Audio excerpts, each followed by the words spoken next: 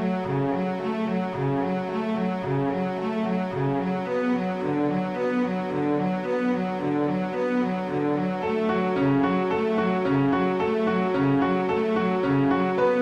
everybody, welcome back to another episode of Card Talk, a podcast where we spend just a little bit of time talking about cards from Lord of the Rings card game. I'm your host, Dave Walsh.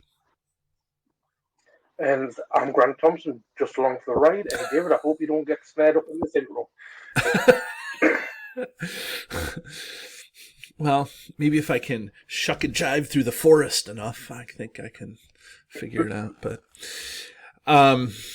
anyways, before we get talking about the card today, which I'm sure that you already know what it is because the title of the episode is the name of the card. But, we want to talk about how you can stay engaged with, see what I did there? Stay engaged with Card Talk. We have lots of different ways that we do things around here that you can just kind of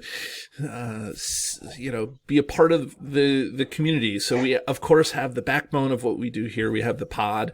We have an audio side, we have a video side, so that way everybody can see it how they want.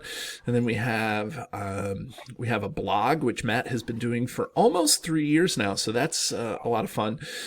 He reviews the card by the written word, so if you don't like to listen to what we have to say, you can read what Matt is writing about over at the blog. Plus, he comes up with he plays different than Grant and me and Ted and everybody, so it's you get to have a different perspective on the game. And then Micah over at Second Breakfast, he does a playthrough, not necessarily using the cards that we talk about in the blog, but he does some deck building restrictions and plays a certain scenario, and he posts that every other week or so. So keep subscribe over at the YouTube channel to keep updated with that. And then lastly, I'm posting every Monday for the foreseeable future, my Angmar Awakens campaign. It's live. I did some live playthroughs. I did a poll, and everybody wants to see live playthroughs as opposed to playthroughs on Octagon or now Dragon cards. So I'm going to start trying to do those things a little more often.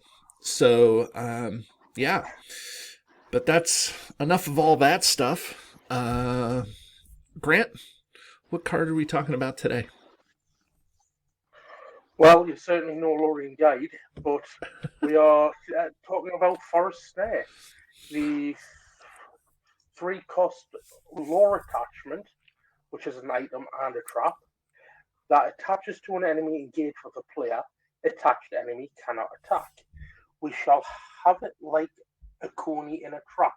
Then we shall learn what kind of thing it is. Unidentified man of Gondor from the Two Towers.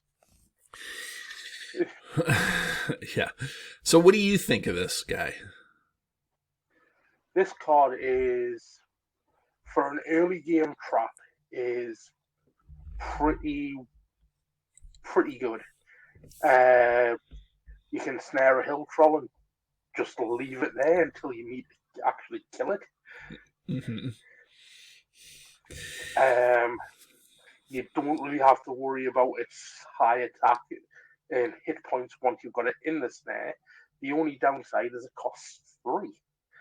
That's the biggest drawback, other than you having to draw the card itself.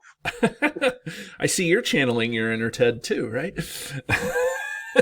Well, the biggest drawback of any card is you have to draw it. Right. You have to somehow get it into your hand. Even if you've got a deck of 50 Test of Wills, you'll never draw a Test of Will. I know, you never draw a Test of Will. Golly, it's crazy. Yeah, back to early card talk. Yeah, right. Like, that was. I remember 47 Test of Wills, and then I still never draw one. Yeah. At this point in my collecting career, I probably have 47 Test of Wills. Like, that should just be what I do next. Next Con of the Rings, I'll build my Test of Will deck, and I'll just say, "Oh, Test of Will." Test of will. I need The somehow. recursion of Test of Will. Yeah. I'll just play Test of Will. It'll be great. I'll be the guy that has Test of Will. Dwarven Tomb, Will of the West. Yeah, right. That way, if I Book of ever run Fire, out, I just need the Spirit resources. Home I need Detachment. somehow to have resources coming to me. All you need to do: run 3 Spirit Heroes, 3 Test of Wills, 3 Will of the West, 3 Dwarven Tombs, Right. 3 of the other the tome attachment. Right. I can't remember what The scroll record, one's right? called. The map of Yarnell Yeah, or whatever it is. yeah, that's the one. Right. And just keep And just returning your keep Test going, of right? Wills. Okay, back to the forest snare here. What are you Yeah. what are you adding to the forest snare here? The Forest Snare overall is a good card. I mean, even today, it still has its uses. I mean, traps in themselves have taken a hit with a lot of the bigger enemies now being immune to player card effects. But on some of the, especially some of the earlier quests, where even some of the nightmare quests, where you have to go against some of the higher, more powerful enemies, like the ageless, nameless, like the nameless things from some of them aren't. Well, I think all of them aren't immune to player card effects, so you can snare them up if they get too much for you to deal with. There's a lot of good uses for this card. Mm-hmm. Like I say, the only downside is it costs 3. In Yeah. law, that's a high drain on your resources. Yeah. You'll have to run like 2 lore heroes to be able to do this, or get a Steward of Gondor out onto your lore hero. Have some sort of resource generation on your low hero. Right. Yeah. I mean, there's a lot of things you could do to mitigate that 3. You know, you can get, you can have leadership. Denethor starts with 2 resources, and then he gets a 3rd one during the initial, and then you can transfer a resource from him to maybe Beravor, who's also Gondor. Like, there's ways to do it. And a couple of things about Ranger Spikes or not Ranger Spikes. I was going to compare it to Ranger Spikes. Yeah. We already did Ranger Spikes, I think. But a couple of things about. I was comparing it, but a couple of things about Forest Snare is that actually I did a core set combo with the re-release of the core set a while ago. I did some core set combos where you can take the Son of Arnor and you can engage an enemy that's not engaged with you, and then you can put the Forest Snare on that enemy, so that way you can do this all in one round. But that's 6 resources you need, so that's a lot to deal with. Otherwise, you are going to most likely have to take and do a take an attack from whatever enemy you're trying to to snare. And so you can, so no matter what, you're going to probably, not no matter what. So unless you are able to use Son of Arnor, then you're probably going to have to take an attack from the enemy that you're trying to snare. The other thing to keep in mind is that even though when you snare an enemy, it's engaged with you, you still deal it a shadow card. So like a little rules clarification there. So the shadow card then will get discarded at the end of the combat phase and whatever. So that's something that happens. The other thing that I like about it is that it stays engaged with you. So you don't have to worry about its threat. You don't have to worry about its attack. And the only thing you have to kind of get over is its defense, where Ranger Spikes and all the other lore traps, they stay in the staging area. So you end up with all the staging area completely full. And so this trap is really kind of the power trap, I feel like. You know, like it definitely rivals Ranger Spikes. This is where the Ranger Spikes things come in. I think it definitely rivals Ranger Spikes in terms of its effectiveness. And so, you can definitely use Damrod to reduce the cost of this, because Damrod, it's down by 1, I think, right? Reduces the cost of the first trap you play by 1. Anborn allows you to bring a trap back from your hand, or back into your hand from the discard pile. So there's you can get a lot of use out of this guy, but it's also a trap that doesn't have to play in a trap deck. Like you can, but I think the game, you were saying immune to card effects, but there's also cards like the Orc War Party and Daknar that they're not immune, they just can't have attachments on them, so you can't play traps for these things. So there's a lot of ways that the game has kind of worked around these things. So I don't know, that's my long-winded, maybe not, when my wife, I'm going to edit it out, but my wife showed up, so I may not have been long-winded, but anyways. One thing I will pick up on is you mentioned Ranger Spikes. Now, yes, it keeps the enemies in the staging area. It only mitigates the enemy's threat by 2. So if you've got a high engagement, like a high threat cost enemy sitting in the staging area, that's 4 or 5, you still have that threat to deal with. Right. It's only mitigated by 2. Yep. And that's why I was like, this is what makes this, I don't know, functionally better. It may not be better overall, but it, functionally better, because it takes the enemy right out of the staging area, and you don't have to worry about its, you could take a 7 threat enemy.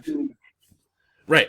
And so that's the downside. That's kind of the cost beyond the cost, is somehow you have to be engaged with it. So typically that means you have to take a swing from the enemy in order to do it. So I don't know. This card it's a great card, and it kind of narrowed the design space a little, because there's a lot of cannot have attachments. Even from the beginning, the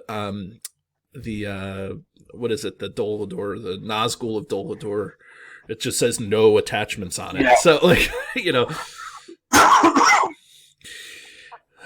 so they knew that this was going to be a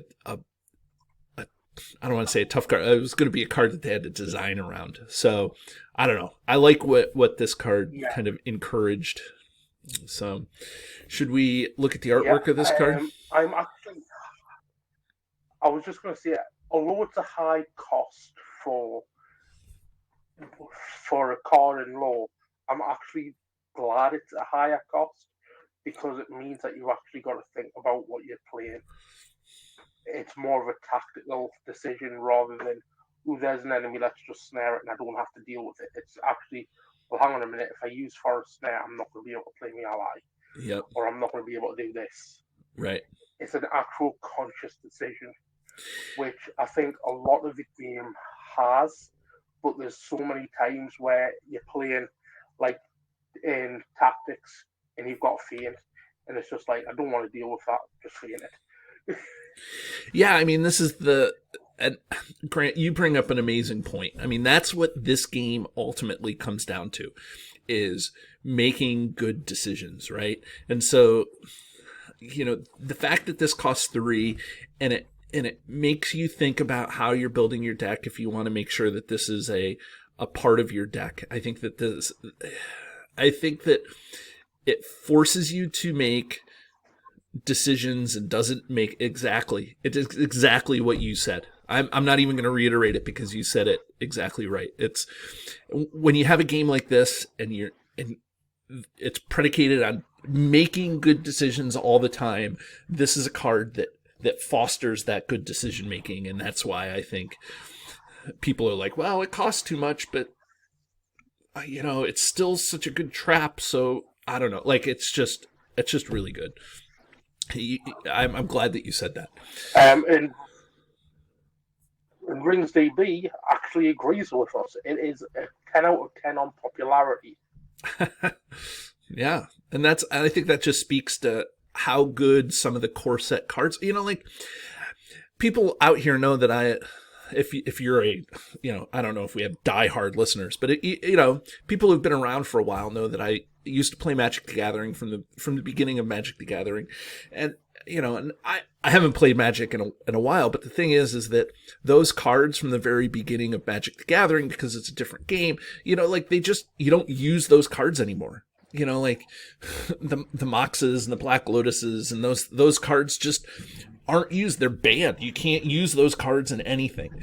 But this game has so many cards that it developed out of the core set that are still really good. And this is kind of like the lore really good card. Like if you think about all the core set cards that just are good, Faramir, Steward of Gondor, Test of Will, Hasty Stroke, like they're just unexpected courage. Just so many cards. And I get it that Magic is a different game and the meta is different and all this stuff, but this, I just think that it speaks to the quality and the care for which this game was developed. And so which is one of the reasons why I can really appreciate this game, is that you got a card that was developed in 2011, probably even earlier. This game came out in April of 2011, so this card was probably developed in 2010. And then the final adventure pack is 11 years later, and this card is still relevant. My whole card pool is still relevant to me building decks, and I'm not buying stuff to just play with it for, 2 or 3 times and then putting it away. I'm buying stuff to be able to build decks and continue to build decks, and this is a perfect example of that.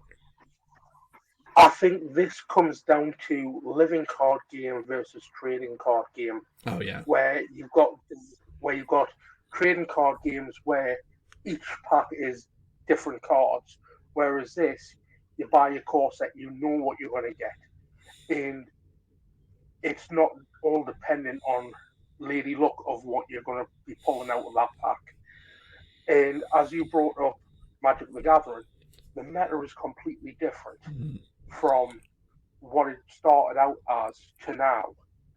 I mean, I had a look at Magic the Gathering a few years ago with my son, and it was just like, yeah, no. Yeah, and I think the cooperative nature of the game also, because, if you and I are playing and I bring a crappy deck, you're not going to be grumpy at me for bringing a crappy deck too much. Maybe a little bit, but, I'm not trying to kill you. I'm trying to work with you. So my crappy deck may be okay, but you bring a good deck, and between the two of us, we squeak it out, and we're working together. Right. Yeah. Well, that's another thing. That's one of the main things I like about this card game, is the fact that it is multiplayer. It's not player versus player. You have friends at the table. You play. You bring a thematic. If you want to bring a thematic deck, you bring a thematic deck. If you want to bring a testing deck, you bring a testing deck. Doesn't matter as long as you're having fun. Where things like Magic the Gathering, or even what was the other one? Pokemon and Yu-Gi-Oh! And like all those little kids games. And I was also thinking of some of the other living card games, like the Star Wars one. You are going up against other players, and they haven't lasted as long as what this has. Now, Yu-Gi-Oh!, Pokemon, Magic have all lasted because they've got a different sort of meta around their play style. Where living card games, there's only a few that are still going that were released 13 years ago. Right. And obviously, 13 years ago, I don't think they expected Lord of the Rings to last 11 years. Because not many card games make it that long. Yeah, I mean, I don't know if anybody thought that this game was going to last to where it did. And how many games last so that the designers can actually wrap it up? Caleb has made it known that, he's like, there's 9 cycles. 9 is the big number. 9 is it.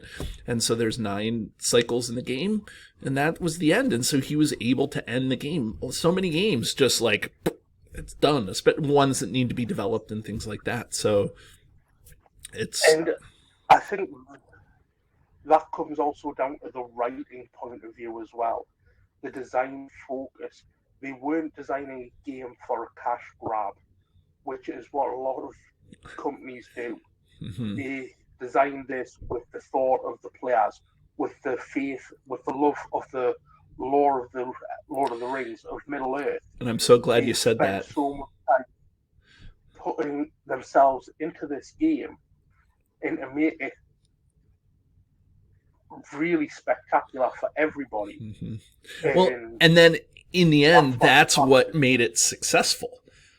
Like, yes. they developed it with a love of the thing, a love of games, and a love of the IP, and a love of Tolkien and all that stuff.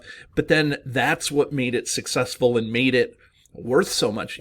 How many times on every forum is there, if FFG wants to print money, just start reprinting anything. Like, and it's not that FFG wants to, it's that they developed it with the love and care of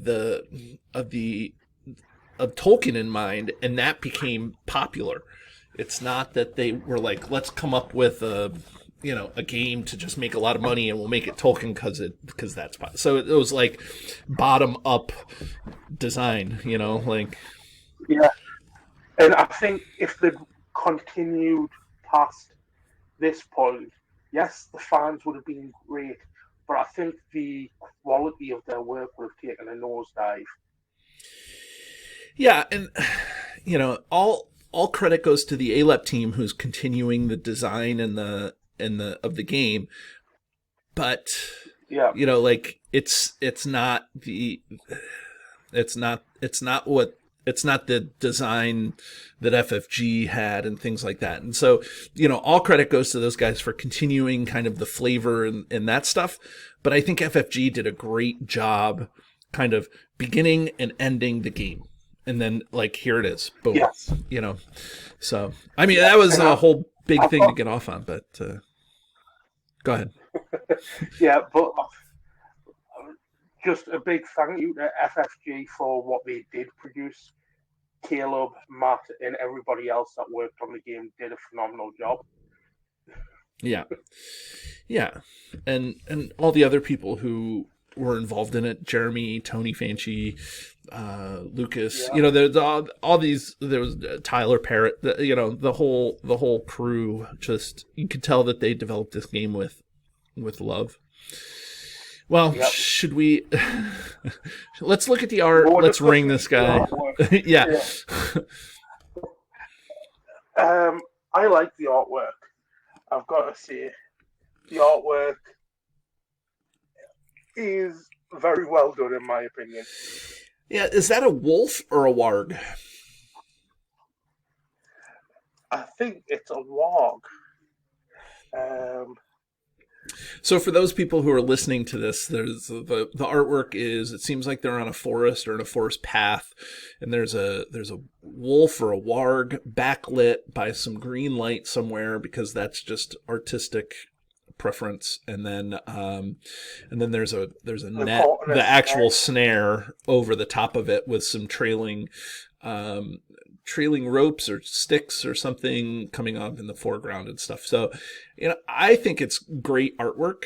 It's obvious what they're trying to do. I don't know. I like it. It's a, Ted would say, well, it's a thing and it's a drawing of a thing, like that's, so, success. I mean, at first, when I first saw it, I wasn't sure if it was a statue or not, just the way it was designed. But when you zoom in on it, I believe it's a warg with a yellow eye. Yeah, and kind of snarling with the white teeth out and stuff like that. Yeah. So it's good. Yeah. It's good, How about, should we ring this guy? Yes, let's ring the snare. Okay. So for anybody who doesn't know or may have forgotten, or maybe this is the first time you are tuned into the show, we have a highly scientific yet arbitrary system where we ring a card on a scale from 1 to 10, where 1 is the one card to rule them all, or the best card in the game, and a 10 is the card that we throw back into the fiery chasm from whence it came. So we have, and that's not a very good card in the game. And so, Grant, I think you went first last time, so I'll go first this time. Listen, the Forest Snare, I think, is a good card. In the core set, it's great. And then it may be a little more expensive, but then when traps came out in the Heirs of Numenor cycle, I think it's just been a good trap.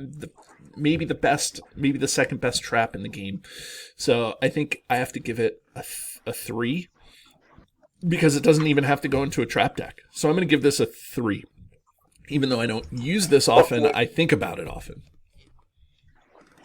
Okay, I'll agree with you on all those points. But instead of giving it a 3, I'm giving it a 4 because of the fact it doesn't get used that often. But I do think about it a lot of the time. It's my Roman Empire. Okay, everybody. There you have it. Another core set card. Join us again next week as we talk about more cards in the game, and we'll probably... Oh, look at that kitty cat. It's a good thing the kitty cat wasn't here for the Loyal Hound episode. Okay. Everybody, have a great day. Do you love the content? Here's what you can do to stay connected. Become a patron. The money collected through Patreon goes into keeping the lights on here at the podcast. We love our patrons, and you can join at many different levels. Visit patreon.com/cardtalk2018. You can subscribe to us, whether you're watching our YouTube channel or you're listening to us in your favorite podcatcher. Hit the subscribe button to get notifications of all our new episodes. Didn't know we were an audio podcast? Find us by searching Card Talk to get access to our 120 plus regular episodes. Didn't know we were a video channel? Find us by searching Card Talk LOTR LCG on YouTube, and there you can find not only our regular episodes, but you can find our bonus playthroughs and other content related to the game. Want to get a hold of Ted, Grant, or myself? Feel free to email the podcast at cardtalk2018@gmail.com.